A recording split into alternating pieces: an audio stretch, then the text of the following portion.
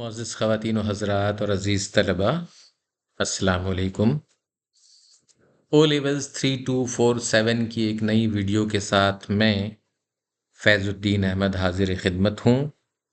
جیسا کہ آپ اسکرین پر دیکھ رہے ہیں، ہمارا آج کا موضوع 3247 پیپر 2 میں شامل ایک اہم نظم آدمی ہے، اور اس حوالے سے سید ضمیر جعفری پر ہم نے اپنی پہلی ویڈیو میں گفتگو کا آغاز کر دیا تھا۔ آج اس کی دوسری ویڈیو آپ کے سامنے پیش کی جا رہی ہے۔ پہلی ویڈیو میں ہم نے اس نظم کی بلند خوانی کے ساتھ ساتھ ضمیر جعفری کے تعارف کے علاوہ ہم نے 4 اہم نکات کو بھی موضوع گفتگو بنایا، اور اس نظم سے متعلق جو حید کے تجربے ہوئے فارم کے، اس کے بارے میں آپ کو معلومات فراہم کی۔ آپ کو بتایا کہ اس نظم کے موضوعات کس قسم کے ہیں۔ تو ابتدائی گفتگو ذہن میں رکھتے ہوئے آپ ضرور جو ہے وہ دوسری ویڈیو پر آئیے۔ اگر ہم پہلی باتوں کو نظر انداز کریں گے تو پھر آگے کی گئی باتیں آپ کی سمجھ میں نہیں آئیں گی۔ لہٰذا اس گفتگو کو جس کتاب سے میں آپ کے سامنے پیش کر رہا ہوں وہ ہماری کتاب ہے او لیولز اردو 3247 بک 2، جو کہ آکسفورڈ یونیورسٹی پریس نے شائع کی ہے۔ یہ اس کا 3rd ایڈیشن ہے، ٹھیک ہے۔ اس 3rd ایڈیشن کو ضرور ذہن میں رکھیے، کیونکہ اس کے دوسرے ایڈیشن پہ نئے موضوعات شامل نہیں ہیں۔ تو دوسرا ایڈیشن اگر آپ کے ہاتھ میں آئے گا تو یہ جو نصاب میں شامل نئے موضوعات ہیں اس میں پھر آپ اس میں تلاش کریں گے تو بے سود ہوگا۔ نظم آدمی 3rd ایڈیشن میں او لیول اردو 3247 بک 2، اس کے 3rd ایڈیشن میں پیج نمبر 287 سے لے کر 298 میں موجود ہے۔ اس میں تمام جو یعنی باتیں اس میں موجود ہیں۔ شاعر کا تعارف موجود ہے، نظم کا متن موجود ہے، تنقیدی تجزیہ موجود ہے، اسلوب کا جائزہ موجود ہے، اور انہی میں پیش کیے گئے نکات کو میں اس وقت ویڈیو کی شکل میں پیش کر رہا ہوں۔ ان میں سے 4 باتیں میں 4 نکات 4 اہم پوائنٹس میں آپ کے سامنے پیش کر چکا ہوں، اور آج انشاءاللہ کوشش کریں گے کہ 4 اور پوائنٹس جو ہیں وہ کانٹینٹ کے لحاظ سے، اس نظم میں جو موضوعات ہیں اس کے لحاظ سے کور ہو جائیں۔ تو آج جن موضوعات کو میں آپ کے سامنے پیش کروں گا وہ ظاہر سی بات ہے یہ 4 موضوعات ہیں۔ ان میں معاشرتی المیہ پہلا ہمارا موضوع ہوگا۔ ظاہر سی بات ہے کہ اس سے قبل آپ دیکھ چکے ہیں کہ جو اہم ترین نکات تھے ہمارے، ان میں رومانویت اور حقیقت کو میں نے آپ کے سامنے پیش کیا تھا، معاشرے کے مصنوعی پن کو آپ کے سامنے پیش کیا تھا۔ اس کے بعد پہلی ویڈیو میں معاشرے کے مصنوعی پن کے علاوہ انسانوں کی جو مختلف قسمیں اس نظم میں بتائی ہیں، 14 سے زیادہ اقسام کا ذکر کیا شاعر نے، اس کے بارے میں تفصیل سے گفتگو کی، اور فلسفیانہ انداز میں جس طرح سے انسان کو موضوع بنایا ہے، طنز و مزاح کے دائرے کو سامنے رکھتے ہوئے فلسفیانہ جو گفتگو کی ہے، فلسفیکل جو اسپیکٹ ہے اس نظم کا، اس پہ بھی ہم بات کر چکے ہیں۔ تو آج کی جو ویڈیو ہے اس میں ہم معاشرتی المیے، سوشل جو ٹریجک ایلیمنٹ ہیں اس کی بات کریں گے۔ بیرون ملک روزگار کی تلاش میں جو لوگ چلے جاتے ہیں ان کو کیسے موضوع بنایا ہے شاعر نے، اس پہ کچھ گفتگو کریں گے۔ دل اور دماغ کی کشمکش کو کس انداز میں پیش کیا ہے شاعر نے، سید ضمیر جعفری نے، اس کو بھی ہم موضوع بنائیں گے۔ اور خالص مزاح کی جو شکل اس نظم میں ہمیں دکھائی دیتی ہے اس پر بھی مختصراً گفتگو ہوگی۔ تو ہمارا آج کا پہلا نقطہ ہے معاشرتی المیہ، اور ظاہر سی بات ہے معاشرتی المیہ اس نظم میں خاص طور پر جس طرح سے پیش کیا گیا ہے اس کو ہم اگر کسی شعر میں تلاش کرنا چاہیں تو کس شعر میں تلاش کریں گے ہم؟ آپ نے جب نظم پڑھی تھی تو نظم کے مطالعے کے دوران، اس کی ریڈنگ کے دوران، جب میں اس شعر پہ پہنچا تھا جو شعر کا نمبر ہے 6واں شعر، ٹھیک ہے نا؟ 6 شعر پہ جب میں پہنچا تھا تو اس میں ایک شعر تھا، دانش و حکمت کی ساری روشنی کے باوجود۔ اب دیکھیں کتنی اہم بات ہے، دانش و حکمت کی ساری روشنی کے باوجود کم ہی ملتا ہے زمانے میں کمازار آدمی۔ تو کم ہی ملتا ہے زمانے میں کمازار آدمی، کمازار کا مطلب ہوتا ہے نقصان نہ پہنچانے والا، کم نقصان پہنچانے والا۔ تو یہ جو معاشرتی المیہ ہے وہ اس شعر میں ایک تو بہت واضح ہے، ٹھیک ہے نا، بہت واضح ہے کیوں واضح ہے؟ اس کی ظاہر سی بات ہے، اس میں ہم دیکھ رہے ہیں کہ انسانوں کی تلاش میں شاعر کیا کہہ رہا ہے کہ انسانوں نے ساری علم و حکمت کی، دانشوری کی باتیں تو اختیار کر لیں، پڑھ لیں، اسے زندگی کا حصہ بنا لیا، مگر وہ انسان کی اصل جو ہے اس کی شناخت، اس کی پہچان، اس سے وہ بہت دور ہو گیا، یعنی انسانیت سے کہیں دور ہو گیا، انسانیت اس نے چھوڑ دی، اور ساری علم و دانش کی باتیں اس کی زندگی کا حصہ بن گئی۔ آج جو مہذب دنیا میں کمزور ممالک پہ جو حملے ہوتے ہیں، بمباری ہوتی ہے، انسانی خون کی ہولی کھیلی جاتی ہے، مارا جاتا ہے، کاٹا جاتا ہے، فرسٹ ورلڈ وار میں لاکھوں کروڑوں لوگوں کو گاجر مولی کی طرح یعنی ختم کر دیا گیا، سیکنڈ ورلڈ وار کی مثال ہمارے سامنے ہے، اور اس کے علاوہ مختلف ممالک کے درمیان ہونے والی جنگیں ہمارے سامنے ہیں۔ یہ سب کچھ 20ویں اور 21ویں صدی میں جاری ہے۔ تو دانش و حکمت تو سب کچھ ہم دیکھ رہے ہیں، کیسی دانش، کیسی حکمت، لیکن انسان انسانیت کے اپنے مرتبے سے گرتا جا رہا ہے۔ تو اسی لیے شاعر یہاں پر معاشرتی المیہ قرار دے رہا ہے اس کو، بہت کڑوے کسیلے انداز میں، بہت ہی کریٹیکل انداز میں، تنقیدی انداز میں، طنز سے بھرے کڑوے انداز میں شاعر نے یہ باتیں کہی ہیں کہ دانش و حکمت کی ساری روشنی کے باوجود، یعنی ساری روشنی ہے اس انسان کے سامنے، علم کی باتیں ہیں، دانشوری کی باتیں ہیں، لیکن کم ہی ملتا ہے زمانے میں کم آزار آدمی، یعنی نقصان پہنچانے والا آدمی، کم نقصان پہنچانے والا آدمی ہمیں کم ہی دکھائی دیتا ہے۔ زیادہ تر لوگ اس دنیا کے جو ہیں وہ ایک دوسرے کے جان کے دشمن بنے ہوئے ہیں، ایک دوسرے کے پیچھے لگے ہوئے ہیں۔ تو ایسے کڑوے کسیلے انداز میں، طنزی انداز میں یہ باتیں شاعر ہمارے سامنے پیش کر رہے ہیں۔ وہ یہ بتا رہے ہیں کہ قول فعل میں تضاد کیسا ہے انسانوں کے، انسان جو ہے وہ اپنے طرز عمل میں کیسا ہے، انسان اپنے جو باتیں وہ دنیا کے سامنے، میڈیا کے سامنے، پوری دنیا کے سامنے بڑی بڑی سپر پاور عالمی طاقتیں کرتی ہیں، کیا وہ اپنے قول و عمل میں بالکل ایک جیسی ہیں یا مختلف انداز ہوتا ہے ان کا، رویے مختلف ہوتے ہیں؟ یہ سب باتیں بہت گہری ہیں، معاشرتی المیہ کو پیش کر رہی ہیں۔ ان باتوں کو لکھیں گے کیسے؟ آئیے دیکھتے ہیں۔ شاعر نے اس نظم میں ایک اہم معاشرتی المیہ کی جانب توجہ دلواتے ہوئے اس بات پر افسوس کا اظہار کیا ہے کہ اس معاشرے میں افراد کی بڑی تعداد ایسی ہے جو علم اور دانشوری میں کہنے کو تو بے مثال ہیں، لیکن ان کا طرز عمل اس کے برعکس ہے۔ ایسے پڑھے لکھے لوگ جو اپنی دانش و حکمت کی وجہ سے شہرت تو رکھتے ہیں، لیکن اس کے باوجود وہ لوگوں کو تکلیف پہنچانے سے باز نہیں آتے۔ ایسے رویوں کو ہم اپنے گھروں اور دفتروں میں جا بجا دیکھ سکتے ہیں۔ ضرورت اس بات کی ہے کہ ہم چھوٹی چھوٹی اچھی باتوں سے ایک دوسرے کے دل جیتنے کی کوشش کریں، لیکن پڑھے لکھے افراد ایسا نہیں کرتے، وہ اپنے قول و فعل سے افراد کی دل آزاریوں کی وجہ بنتے ہیں۔ ان کے کڑوے کسیلے جملے اور خفیہ سازشیں دوسروں کے لیے نقصان کا سبب بنتی ہیں۔ ٹھیک ہے، نظم کے بعض اشعار کو انفرادی زندگی کے ساتھ ساتھ عالمی حالات یا منظرنامے میں بھی دیکھا جا سکتا ہے۔ 20ویں صدی کی دو بڑی عالمی جنگیں، جن میں ہیروشیما اور ناگاساکی جیسے شہروں کی آبادی کو ایٹمی تباہی کے ذریعے ختم کیا گیا، اس تباہی کے پیچھے کیسے کیسے پڑھے لکھے افراد یعنی سائنسدان، سیاسی مشیر اور فوجی جنرلوں کا ہاتھ تھا۔ یہ باتیں اب کسی سے پوشیدہ نہیں ہیں۔ اس حوالے سے شاعر طنز انداز میں کہتے ہیں کہ دانش و حکمت کی ساری روشنی کے باوجود کم ہی ملتا ہے زمانے میں کم آزار آدمی۔ اس طریقے سے ریفرنس دیا جائے، اپنی باتوں کو کرنے کے بعد اس طرح سے موضوع بنایا جائے ریفرنس کو۔ اس کے بعد جو اگلا ہمارا نقطہ ہے وہ ہے بیرون ملک تلاش، یعنی روزگار کی تلاش میں، ملازمت کی تلاش میں جو لوگ چلے جاتے ہیں، ان کی زندگی کا کیا المیہ ہے، ان کی زندگی کیسی ہے۔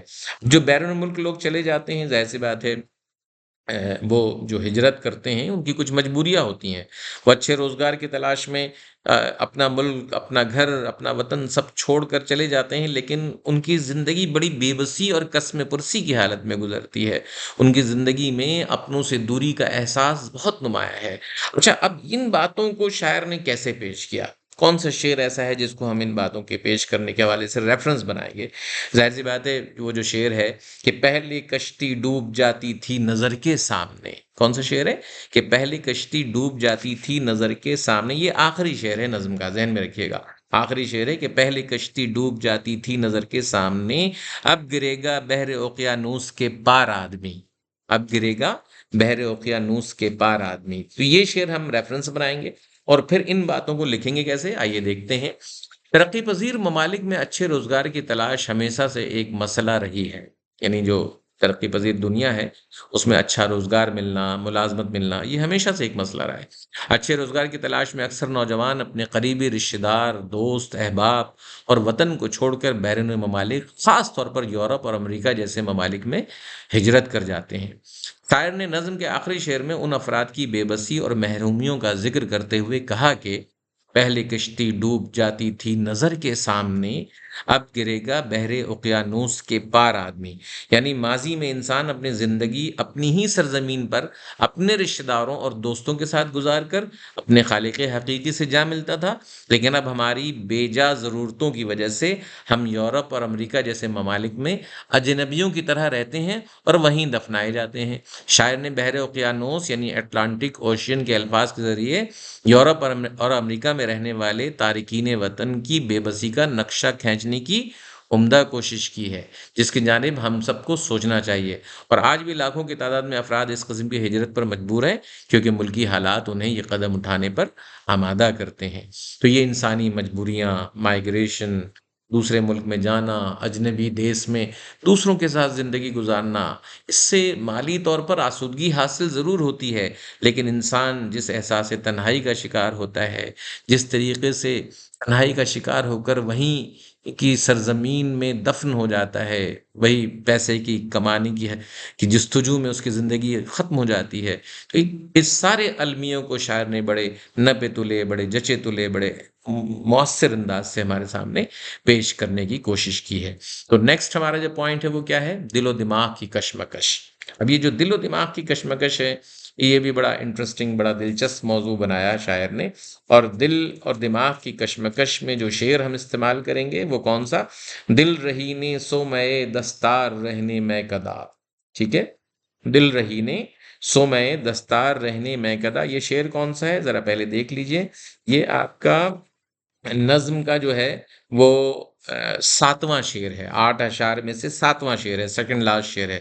دل رہینے سو میں دستار رہنے میں کدا، تھا ضمیر جعفری بھی ایک مزیدار آدمی۔ اپنے آپ کو موضوع بنا کر، اپنے آپ کو نشانہ بنا کے کیا کہہ رہا ہے شاعر؟ کہ تھا ضمیر جعفری بھی ایک مزیدار آدمی، یعنی ضمیر جعفری بھی کیا مزیدار آدمی تھا۔ اس میں طنزیہ انداز کہاں ہے ذرا غور کرنے، انسانوں کی جو کیفیت پر طنز ہے اس میں، اسے ذرا ضرور محسوس کرنے کی ضرورت ہے۔ اور طنز کے لیے خود اپنے آپ کو چن لیا شاعر نے، اپنے آپ کو ہی مخاطب کیا اور کہا کہ تھا ضمیر جعفری بھی ایک مزیدار آدمی، یعنی کیا مزیدار آدمی تھا، کیا زندگی تھی اس کی، لیکن کیا ہوا، کیوں یہ کشمکش یعنی ضمیر جعفری کی شخصیت میں آئی کہ دل رہینے سو میں دستار رہنے میں کدا۔ اب میں کدا ظاہر سی بات ہے، آپ کو معلوم ہے کہ جہاں پر رند جاتے ہیں، جہاں شراب پی جاتی ہے، اور رہینے سو میں دستار، اب یہاں پر جو دل جو ہے وہ ظاہر سی بات ہے ایک کشمکش کی کیفیت دکھا رہا ہے شاعر، کہ دل جو ہے ایک طرف جو ہے وہ دل اور دماغ میں جو ہے نا ایک طرح کی جنگ جاری ہے، اور وہ جنگ کس قسم کی ہے؟ ایک طرف اسے جو ہے نا رندی اور مستی اپنی طرف بلاتی ہے، اور دوسری طرف نیکی اور اس کا خیال بھی اسے رہتا ہے۔ وہ جو غالب کی کیفیت تھی نا کہ کعبہ میرے پیچھے ہے کلیسا میرے آگے، تو یہ بس وہی کیفیت ہے، سمجھ لیجئے۔ اس کو مزاحیہ انداز میں، طنزیہ انداز میں شاعر نے پیش کرنے کی کوشش کی ہے۔ اب اس میں کہنا کیا چاہتے ہیں شاعر، اور کس انداز میں دل اور دماغ کی کشمکش کو پیش کر رہے ہیں، آئیے اس پیراگراف میں دیکھتے ہیں۔ شاعر نے اپنے دل و دماغ میں موجود کشمکش کو طنزیہ انداز میں پیش کیا ہے۔ ان کا کہنا ہے کہ ان کا دل انہیں عبادت کی طرف کھینچتا ہے، جبکہ دماغ انہیں نشے کی طرف متوجہ کرتا ہے۔ اب یہ وہ کون سی کشمکش ہے؟ وہی کعبہ میرے پیچھے ہے کلیسا میرے آگے۔ تو بالکل وہی کیفیت کیا ہے کہ دل انہیں عبادت کی طرف کھینچتا ہے، جبکہ دماغ انہیں نشے کی طرف متوجہ کرتا ہے۔ شاعر نے اس کشمکش کو اپنی ذات کے حوالے سے بیان کیا ہے، مگر وسیع تناظر میں دیکھا جائے پورے معاشرے میں یہ دل و دماغ کی کیفیت ہر جگہ دکھائی دیتی ہے۔ اس دلچسپ صورتحال کو پیش کرتے ہوئے شاعر کا کہنا ہے کہ دل رہینے سو میں دستار رہنے میں کدا، ہاں ضمیر جعفری بھی ایک مزیدار آدمی۔ تو اب اس بات کو پیش کرنے کا مقصد کیا ہے؟ ظاہر سی بات ہے کہ معاشرے کا جو دوہرا رویہ ہے، معاشرے میں دکھاوے کو نیکی کے کام کیے جاتے ہیں، لیکن اندر ہی اندر انسان بہت سارے بدعمالیوں میں مبتلا ہے۔ تو یہ جو کشمکش ہے دل اور دماغ کی، کہ اپنے آپ کو نیک بننے کے جتن تو کر رہے ہیں، لیکن دل سے نیکی کا جو چلن ہے وہ دل میں اختیار کرنے سے وہ قاصر ہیں۔ اس ساری کیفیت کو، معاشرتی المیہ کو دل اور دماغ کی کشمکش کے ذریعے سے شاعر نے دکھانے کی عمدہ کوشش کی ہے۔ اچھا جی، تو اب آج کا آخری پوائنٹ ہے، اور اس کے بعد ظاہر سی بات ہے 2 ویڈیوز اس نظم کے اسلوب کے بارے میں آپ کے سامنے پیش کی جائیں گی۔ کانٹینٹ کے حوالے سے یہ آخری نقطہ ہے، اور اس کا عنوان ہے خالص مزاح۔ ظاہر سی بات ہے کہ اس نظم میں بعض اشعار جو ہے وہ خالص مزاح کی بہترین مثال ہیں، اور مزاح کے حوالے سے آپ کو معلوم ہے کہ ضمیر جعفری نے مزاح کے انداز میں بہت عمدہ اشعار کہے ہیں۔ اور اس نظم میں کون سے شعر کی مثال اس میں پیش کی جائے گی؟ ظاہر سی بات ہے کہ جو آپ نظم میں اگر دیکھیں تو یہ والا جو شعر ہے کہ عمر بھر، یہ جو غالباً 5واں شعر ہے، ٹھیک ہے، نظم کا 5واں شعر ہے کہ عمر بھر صحرا نوردی کی مگر شادی نہ کی، عمر بھر صحرا نوردی کی مگر شادی نہ کی۔ اچھا، یہ شادی نہ کی، اس پہ ذرا غور کیجئے گا، ٹھیک ہے۔ اس کیوں غور کرنے کی ضرورت ہے؟ ہم سوسائٹی میں ایسی بہت سی باتیں، معاشرے میں ایسی بہت سی باتیں سنتے ہیں جس میں شادی کے حوالے سے منفی باتوں کا بہت پروپیگنڈا کیا جاتا ہے کہ جو شادی کرے وہ بھی پچھتا ہے، جو نہ کرے وہ بھی پچھتا ہے، اور نہیں کر کے زندگی بڑے آرام سے سکون سے رہتی ہے۔ اب ان سارے معاشرتی جو پروپیگنڈا ہے، معاشرتی جو گروپ میں، مجمع میں، دوستوں کی محفلوں میں جو باتیں ہوتی ہیں، اس کو سامنے رکھیے گا اس شعر کو سمجھنے کے لیے۔ جب شاعر یہ کہہ رہے ہیں کہ عمر بھر صحرا نوردی کی مگر شادی نہ کی، قیس دیوانہ بھی تھا کتنا سمجھدار آدمی، قیس دیوانہ بھی تھا کتنا سمجھدار آدمی۔ اب قیس کون ہے؟ مجنوں ہے، ظاہر سی بات ہے، قیس مجنوں کا نام ہے۔ اب مجنوں جو ہے اب اس کو سمجھدار کہہ رہے ہیں، حالانکہ مجنوں تو پاگل ہے، مجنوں تو دیوانہ ہے، مگر شاعر اس کو کیا کہہ رہے ہیں؟ مزاح کے انداز میں کہہ رہے ہیں بھئی سب سے سمجھدار تو وہی آدمی تھا۔ عمر بھر صحرا نوردی کی، یعنی اپنی لیلا کے پیچھے بھاگتا رہا، صحرا نوردی کرتا رہا، پاگلوں کی طرح گھومتا رہا، پھرتا رہا، لیکن جو جس مقصد کے لیے وہ لیلا کے پیچھے بھاگ رہا تھا، جانتا تھا کہ اس کا نقصان زیادہ ہے، لہٰذا اس نے وہ کام نہیں کیا۔ اور وہ کام کون سا تھا؟ شادی کا کام تھا، کہ قیس دیوانہ بھی تھا کتنا سمجھدار آدمی۔